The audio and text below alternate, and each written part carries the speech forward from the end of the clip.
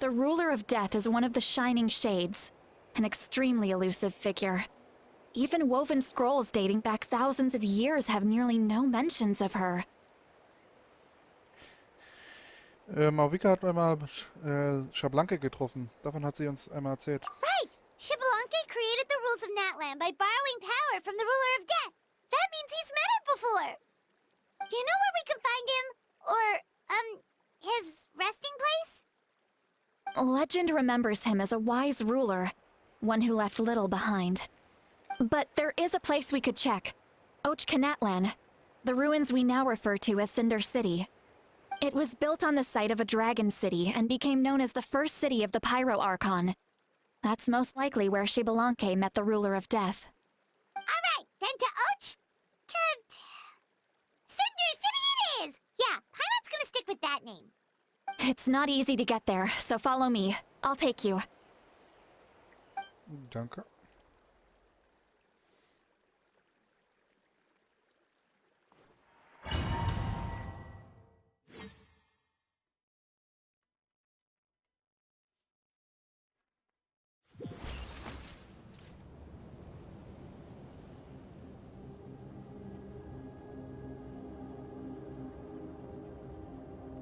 Oh.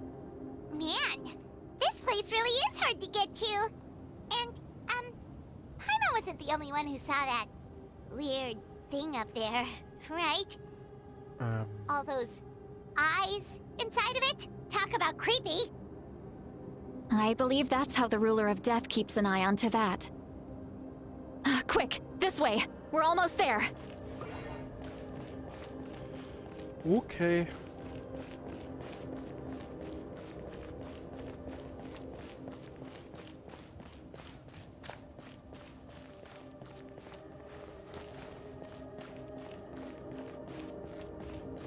Look, it's Mawika!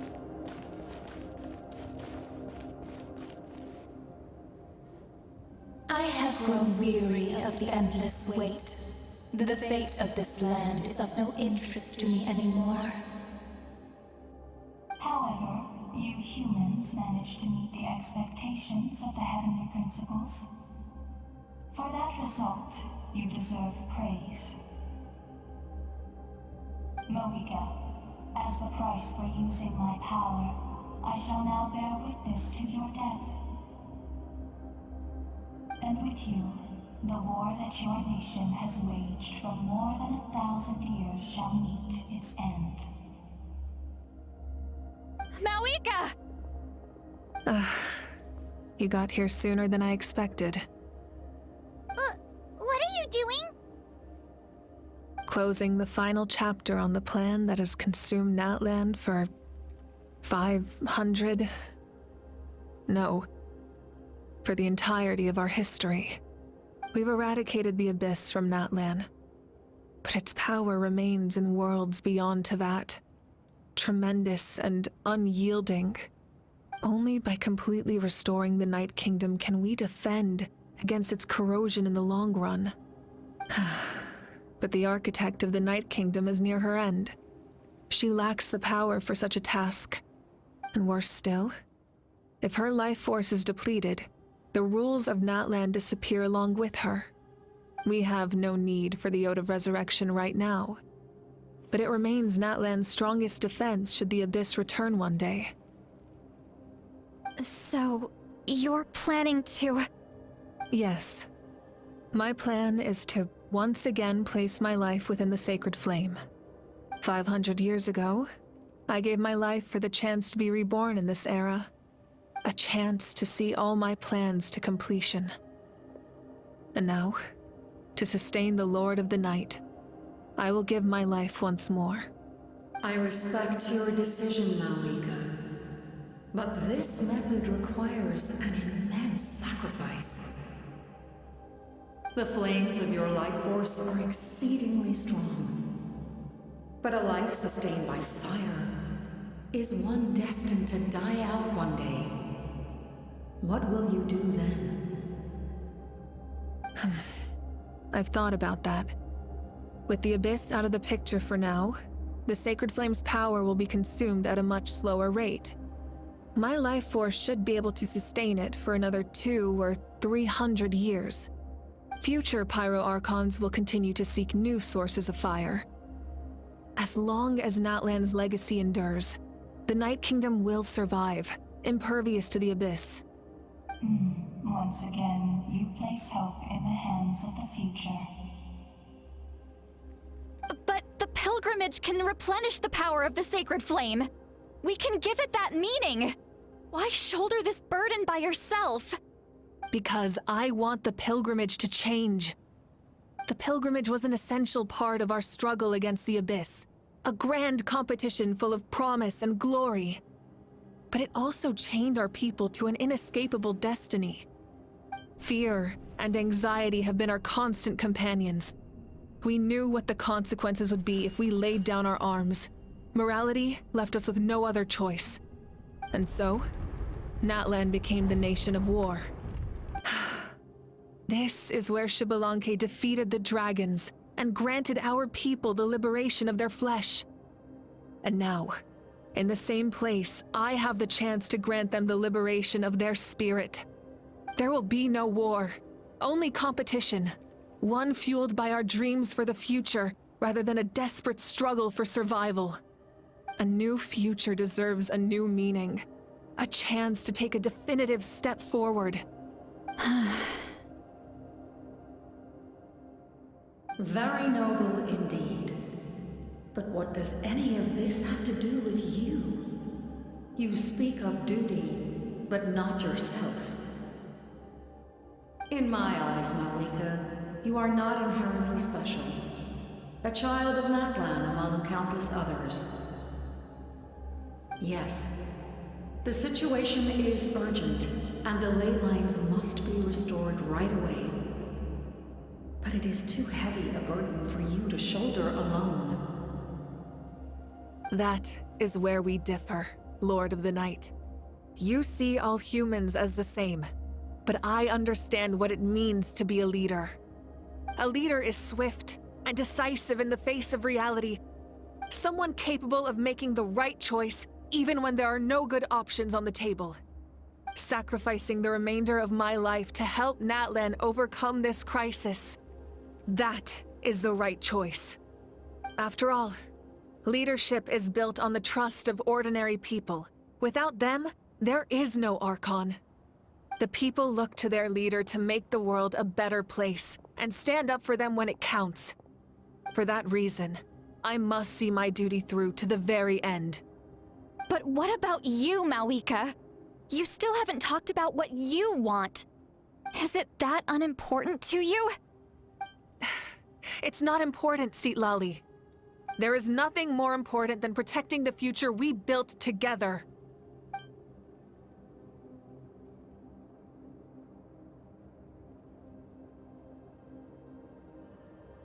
Schwer gegen ihre Logik argumentieren. Sie haben wahrscheinlich vorausgesehen, dass wir kommen und hat ihre Worte vorausgewählt. Es ist an der Zeit, dass Natlan eine neue Ära. Ich verstehe, dass sie die Rolle als Entsprung gerecht werden möchte, aber sie verdient den Platz in der Zukunft, die sie gemeinsam mit ihrem Volk aufgebaut hat. I shall accept Malika's sacrifice for the Lord of the Night as her death, and I will bear witness to the very end. Thus concludes the deal I made with Xbalanque several thousand years ago. Lord of the Night, you may now begin.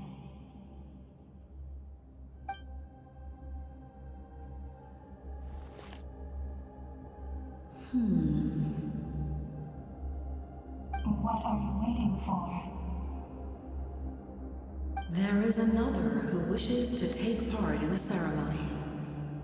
And I cannot disregard their intentions. I must wait for them to arrive. Another? I was to bear witness to a death, and now the situation is increasingly tenuous. If the life of this second individual fails to meet my requirements, I fear I may lose my patience. Rest assured, his life will hold equal value. I am the helper of humanity, and I must always place their demands first, no matter who the human may be. Cumbersome. But there is nothing to be done. Such is the duty of an angel. Wait. This feeling. We made it.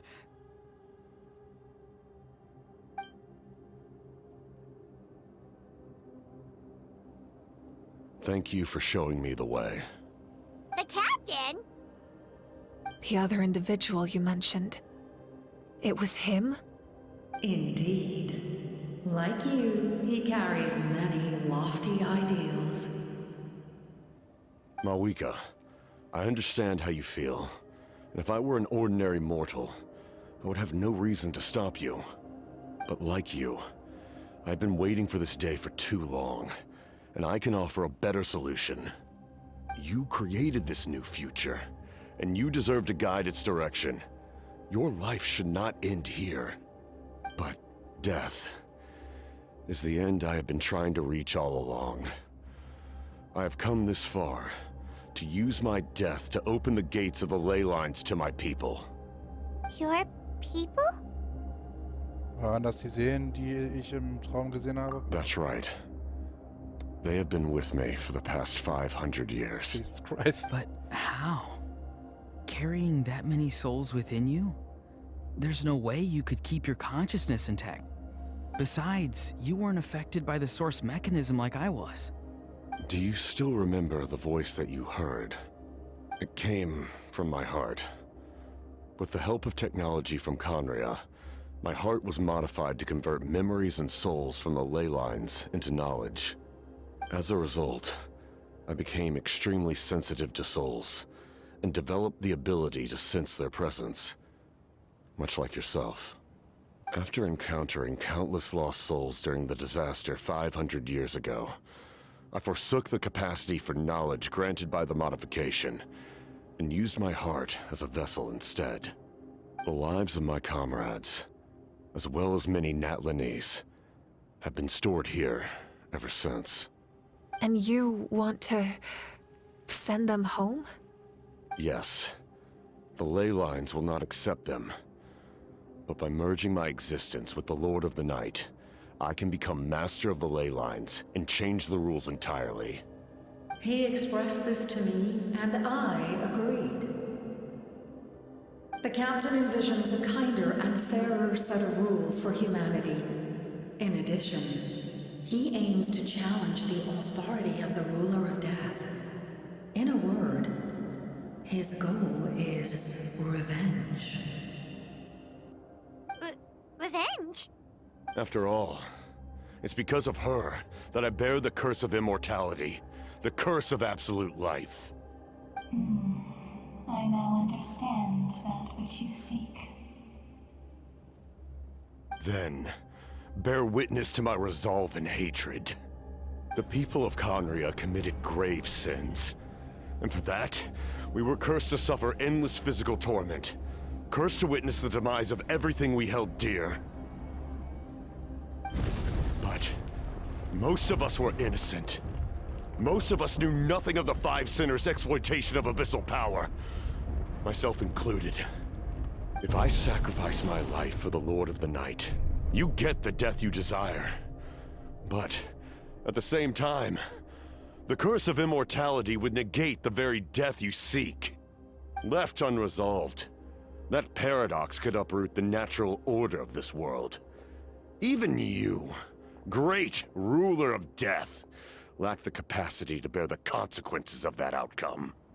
Your curse is now the tool with which I will overturn the oppression of the gods. This is my challenge to you.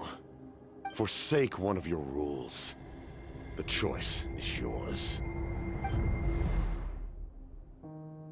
Your new heart has limitless potential, and you have wielded it with bravery and honor.